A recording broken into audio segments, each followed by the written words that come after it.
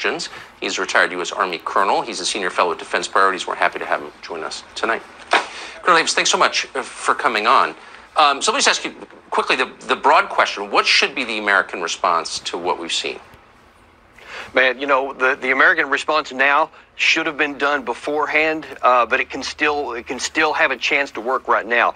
And that is, we just need to come to just accept the reality of the situation, that Ukraine is never going to come in NATO. It was never going to come in NATO, and we recognize it's not going to. Now, once you come to that first just bottom line, then you have to say, why would we then want to keep the fiction that the NATO's door is open when we know it's not, when we know for sure that that is Putin's number one red line? And look, this idea that Putin is saying that he wants to, reconstitute the USSR and it's all about, denying freedom to people, that's a smokescreen. He has been unambiguous since 2007, 15 years, consistently saying it's NATO expansion to my border in Ukraine. And he said as recently as December, as he has this big buildup, he said, I am deadly serious about this. I don't know why people don't believe me, but I mean this. Now he has shown that he means it.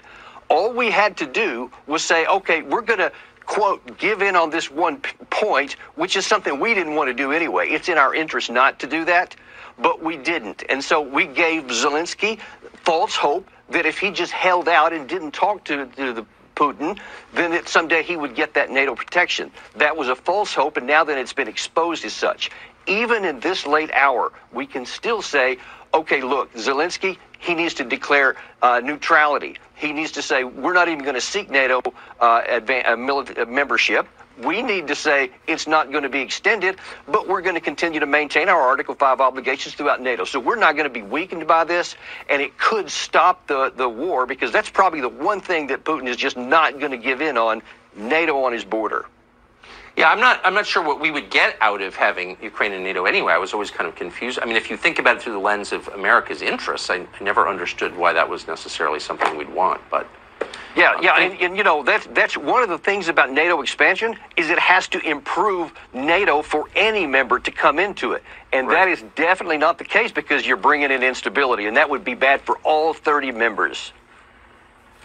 Colonel Davis, thanks so much for joining us tonight. Always my pleasure. Thank you. So, quick democracy check. The polls show, and these, of course, were taken before the invasion, that the vast majority of Americans oppose getting involved in the conflict in Ukraine. Tulsi Gabbard has watched all of this from the beginning. Of course, she is a military veteran currently serving, by the way, a former member of Congress. She's been denounced as a foreign agent for speaking on behalf of the majority of Americans. She joins us tonight. Congresswoman, thanks so much for coming on. Thank you. So what's your reaction to what we